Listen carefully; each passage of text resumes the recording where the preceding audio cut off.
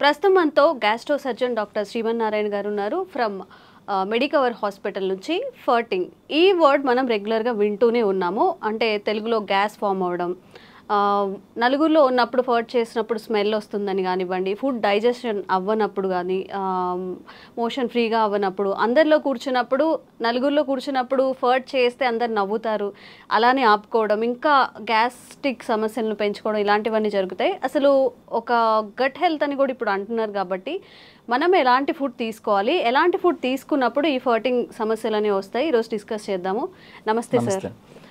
Sir, జనరల్గా ఒక question తీసుకోవడానికి కూడా అంటే ఇబ్బందిగా ఫీల్ అవుతూ ఉంటాము, తెలుగులో కానీ ఇంగ్లీష్లో కానీ. మరి నలుగురిలో ఉన్నప్పుడు ఇట్లా బాంబులు వేస్తున్నారు అంటారు, కొంతమంది సౌండ్తో చేస్తుంటారు, కొంతమంది సైలెంట్గా పబ్లిక్లో ఉన్నప్పుడు బాధపడుతూ ఉంటారు. ప్రధాన కారణం ఏంటి ఈ గ్యాస్ట్రిక్ ఫామ్ అవ్వడానికి, ఇలా బ్యాడ్ స్మెల్తో ఇట్లా ఫర్ట్ చేయడానికి? యాక్చువల్లీ అండి, మన హ్యూమన్ బీయింగ్స్లో ఉన్న మెయిన్ ప్రాబ్లం ఏంటంటే మనం జనరల్గా చేయాల్సిన దాన్ని కూడా అబ్నార్మల్గా ఫీల్ అవుతాం అనమాట. లైక్ నేను చిన్నప్పుడు ఎలా ఉంటుందంటే, పీరియడ్స్ వచ్చింది అనుకోండి, లేడీస్ అందరూ బయట వేరే చోట హౌస్ నుంచి బయటకు వెళ్ళి పడుకోవడము, దేవుడి గదికి రాకపోవడము, అది జనరల్ ప్రాసెస్. యాక్చువల్గా యూరిన్కి ఎలా వెళ్తాము, మోషన్కి ఎలా వెళ్తాము అనేది, స్వెట్టింగ్కి ఎలా వెళ్తాము, సేమ్ అంతే. పీరియడ్స్ కూడా వెళ్ళటం అనేది కామన్. అట్లాగే ఈ ఫార్టింగ్ ఏంటి అంటే, మీరు సర్జరీ అయిపోయిన తర్వాత, సపోజ్ నేను గ్యాస్ట్రో సర్జన్, సర్జరీ అయిపోయిన తర్వాత నేను పేషెంట్ని అడిగే ఫస్ట్ క్వశ్చనే, బాబు కింద నుంచి గ్యాస్ పోతుందా అంటే. అంత ఇంపార్టెంట్ యాక్చువల్గా. కానీ అదే గ్యాస్ మనం అందరూ పబ్లిక్లో ఉన్నప్పుడు అయితే కింద నుంచి పాస్ చేస్తే, మనం పాస్ చేయడానికి ఇబ్బంది పడతాము, మనం ఏదో పెద్ద తప్పు చేసేసినట్టు ఎదుటిన్న అతను కూడా నవ్వడం మొదలు పెడతారు. ప్రాబ్లం ఏంటంటే, ఎదుటిన్నాడు నవ్వటం మొదలుపెట్టినప్పుడే మనం షైగా ఫీల్ అవుతాం. యాక్చువల్గా that is the general process. మీరు మీరు ముక్కులోంచి గాలి తీసుకుంటున్నారు కదా, ఎక్కడికి పోవాలి? అది కింద నుంచే రావాలి కదా, ఎక్కడికి పోతుంది అది? సేమ్ అదే కాన్సెప్ట్ కదా. సో అంత కామన్ దాన్ని మనం చాలా అబ్నార్మల్గా చేసి, ప్రాబ్లం ఎక్కడ వస్తుంది అంటే, సపోజ్ ఆయన కంప్లీట్గా గ్యాస్ పాస్ చేయలేదు అనుకోండి, ఆ గ్యాస్ మొత్తం లోపల అక్యుములేట్ అయిపోతుంది. అక్యుములేట్ అయిపోయి పెథలాజికల్ బ్యాక్టీరియాస్ రైజ్ అవుతాయి. దాన్నే పాష్ వర్డ్ ఈజ్ గట్ హెల్త్ అనమాట. సో గట్ హెల్త్ ఏంటంటే, సపోజ్ మనం హై ప్రోటీన్ తీసుకుంటున్నాం, high protein high fatty meals తీసుకుంటున్నాం అనుకోండి, అది కంప్లీట్గా మనకి డైజెషన్ అవ్వకుండా మోషన్లోనే వచ్చేస్తుంది అనమాట. సో మోషన్ని మనం ఎక్కువసేపు హోల్డ్ చేస్తే ఏమవుతుందంటే, మనకు లోపల బ్యాక్టీరియాస్ ఉంటాయి. పాలు పెరిగవడానికి కావాల్సిన బ్యాక్టీరియా ఎంత గుడ్ బ్యాక్టీరియా ఉంటుందో, సేమ్ మన బాడీలో కూడా బ్యాక్టీరియా ఉంటుంది. ఆ బ్యాక్టీరియాని మనం డైజెషన్ చేయాలి. సపోజ్ మీరు ఎక్కువసేపు ఆ ఫ్యాటీ మీల్ని, ప్రోటీన్ మీల్ని బాడీలో ఎక్కువసేపు ఉంచుకున్నాం అనుకోండి, అది డైజెషన్ అయ్యి బ్యాడ్ స్మెల్ని క్రియేట్ చేస్తుంది. సో జనరల్ ఫార్టింగ్ అనేది, జనరల్ గ్యాస్ పాస్ చేయడం అనేది స్మెల్ ఉండదు ఎప్పుడు. ఎక్కువగా ఇట్లా ఇబ్బంది అయ్యి మనం పాస్ చేయడం కష్టమయ్యి, లేకపోతే బాత్రూమ్స్కి వెళ్లకుండా నెగ్లెక్ట్ చేసి, వర్క్ హడావుల్లో చాలా మంది మార్నింగ్ వెళ్లకుండా, సరే నైట్ టైం హ్యాపీగా రిలాక్స్ అయినప్పుడు వెళ్దాంలే అనుకొని నెగ్లెక్ట్ చేసిన వాళ్ళకి ఏంటంటే ఎక్కువ స్మెల్ వస్తుంది అనమాట. So but both are same. అదేమి డిసీజ్ కాదు, అదేమి తప్పేం లేదు. ఇంకొకటి ఏంటంటే, మనం జనరల్గా మంచిగా గ్యాస్ పాస్ చేస్తేనే మనకి గట్ హెల్త్ బాగుంటుంది యాక్చువల్లీ. దానికోసం మనం కొత్తగా ఏం ట్రై చేయాల్సిన అవసరం లేదు. ఇంకొకటి ఏంటంటే, మనము మోషన్ పాస్ చేయాలని ట్రై చేయొచ్చు, కానీ బై మన ఓన్ ప్రకారము మన గ్యాస్ని మనం ఓన్గా పాస్ చేయలేము.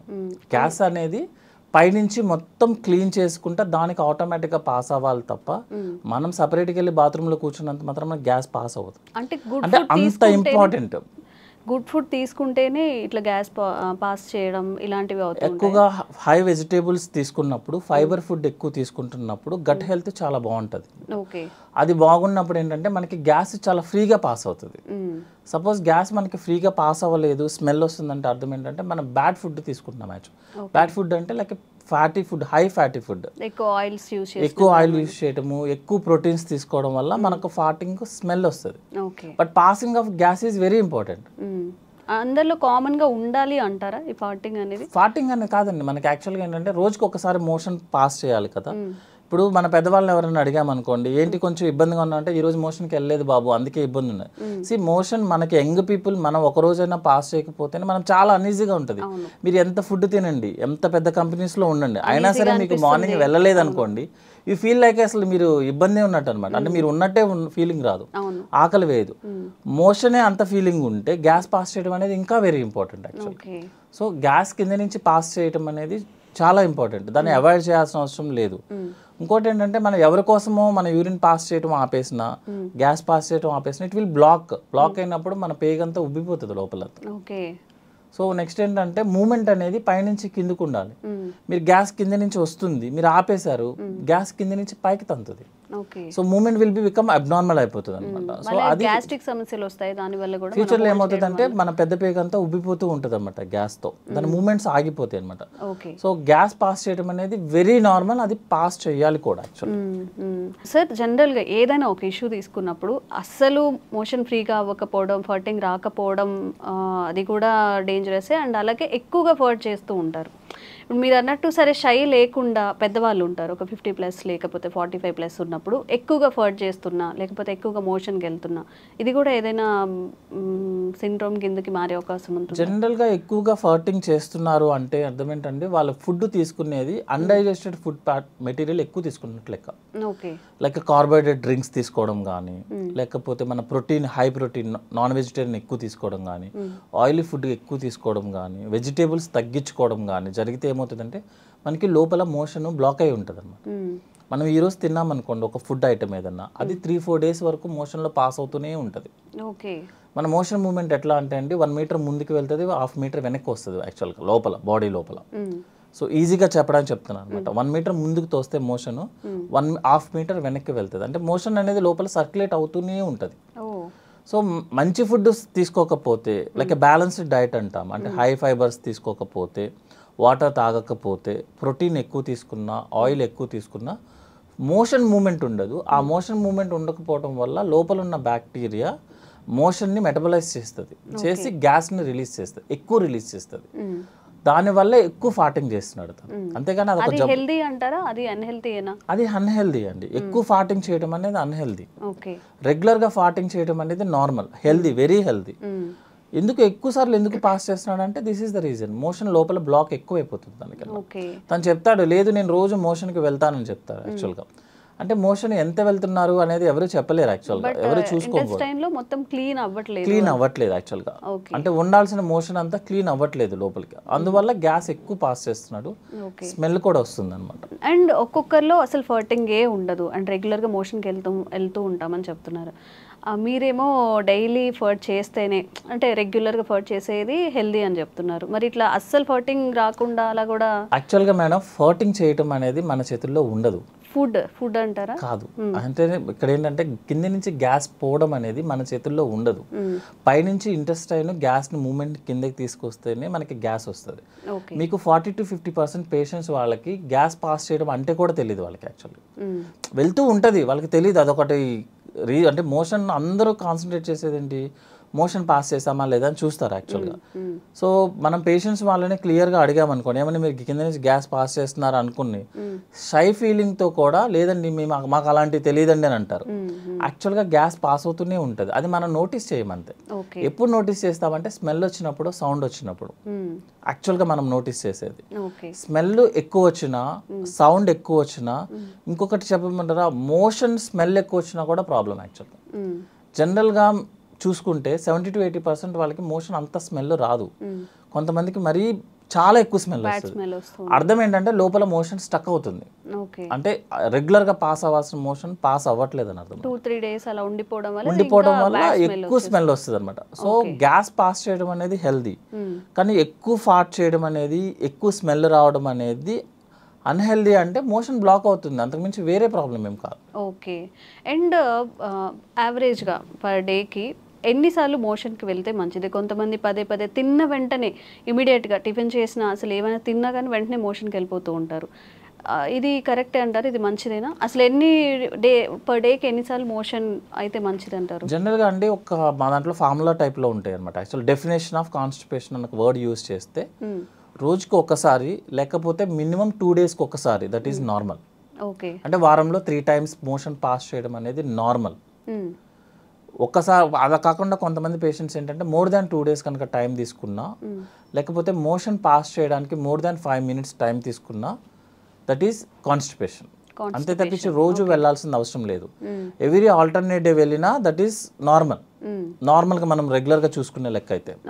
అట్లా కాకుండా ఎక్కువ సార్లు వెళ్తున్నాడు ఒక పేషెంట్, అతన్ని మనం హిస్టరీ అడగడం ఇంపార్టెంట్ అనమాట యాక్చువల్లీ. అంటే కొంతమందికి హ్యాబిట్ ఉంటుంది, జస్ట్ వెళ్ళి కూర్చుంటారు, ఏమి ఉండదు అనమాట. పర్సనల్ వర్క్ కోసమో ఫోన్ మాట్లాడుకోవడానికో వెళ్ళేసి కూర్చుంటారు, ఏం చేయరు అన్నట్టు. కొంతమంది డిసీజ్ ప్రాబ్లం ఉన్న వాళ్ళు ఏంటంటే ఐబిఎస్ అంటాము, ఇరిటబుల్ బవల్ సిండ్రోమ్. వాళ్ళు ఏం చేస్తారంటే అన్నం ప్లేట్ తినంగానే ప్లేట్ అక్కడ పడేసి పరిగెత్తుతారు. అదేంటంటే మీకు చిన్నప్పుడు గుర్తుంటే పిల్లలకి పాలు పట్టంగానే మోషన్ పాస్ చేస్తారు, దాన్ని గ్యాస్ట్రోకోలిక్ రిఫ్లెక్స్ అంటారు యాక్చువల్ అనమాట. సో ఆ రిఫ్లెక్స్ మనం స్ట్రెస్లో ఉన్నా, ఎక్కువ వర్క్ టెన్షన్లో ఉన్నా, లేకపోతే సైకాట్రిక్ ప్రాబ్లమ్స్ ఉన్నా, ఎక్కువ వర్క్ స్ట్రెస్ అనమాట యాక్చువల్గా. దిస్ వైట్ కాలర్ ఎంప్లాయీస్ ఉంటారు కదా, కనిపించిన స్ట్రెస్ ఉంటుంది, బయటికి సూటు బూటు ఉంటాము బట్ మైండ్ అంతా స్ట్రెస్లోనే ఉంటారు, వాళ్ళకి ఎక్కువ వస్తుంది అనమాట. వాళ్ళు ఏంటంటే ఫిజికల్ యాక్టివిటీ తక్కువ, బ్రెయిన్ యాక్టివిటీ ఎక్కువ. సో ఏమవుతుందంటే బ్రెయిన్ యాక్టివ్గా ఉన్నప్పుడు మీరు ఫుడ్ తినగానే అప్లోడ్ చేస్తున్నాము, డౌన్లోడ్ చేయాల్సిందే. సో ప్లేట్ అక్కడ పెట్టేసి పరిగెత్తుతారు, వెళ్ళేసి ఎంటీ చేసి మళ్ళీ బాత్రూమ్కి మళ్ళీ 10 minutesలో పరిగెత్తుతారు. అది ఐబిఎస్ ప్రాబ్లం యాక్చువల్గా. ఇంకోటి ఏంటంటే వాళ్ళకి కోలికి పెయిన్ ఉంటుంది, అంటే స్టమక్లో నొప్పి ఉంటుంది యాక్చువల్గా. ఆ నొప్పి వెళ్ళి ఎంటీ చేస్తేనే ఆ నొప్పి తగ్గుతుంది. అదేంటంటే it's a mental problem type madam, physical activity లేకపోవడం వల్ల జరిగే ప్రాబ్లం ఇదంతా అనమాట. దాన్ని ఐబిఎస్ అంటాము. యాక్చువల్గా జనరల్గా ఐబిఎస్కి ఏం ట్రీట్మెంట్ అంటే రీజన్ ఏంటి, స్ట్రెస్. అది తగ్గించుకుంటే ఆటోమేటిక్గా ఐబిఎస్ తగ్గుతుంది. అది తగ్గకపోతే మీరు ఎన్ని మెడిసిన్స్ వాడండి, ఎన్ని కొలనోస్కోపీలు చేయించుకోండి, మీరు ఏమైనా చేయండి, సైకాట్రిస్ట్ దగ్గరికి వెళ్ళి ఎంత ఖర్చు పెట్టండి, మీకు ఆ ప్రాబ్లం తగ్గదు. ఎందుకంటే ప్రాబ్లం వచ్చింది దేనివల్ల, మెంటల్ యాక్టివిటీ, స్ట్రెస్ ఎక్కువ అవడం వల్ల. మీరు అది తగ్గించుకోకపోతే ఈ ప్రాబ్లం తగ్గదు. మీరు చాలా మంది చెప్తారు ఇన్ని కొలనోస్కోపీలు చేసాం సార్ ఏమీ కనిపించలేదంటే, ఏమీ కనిపించదు. దానివల్ల కొన్ని కండిషన్స్ ఉంటాయండి యాక్చువల్గా. టెస్టుల్లో ఏవి కనిపించకపోతేనే దాన్ని ఆ ప్రాబ్లం అంటారు.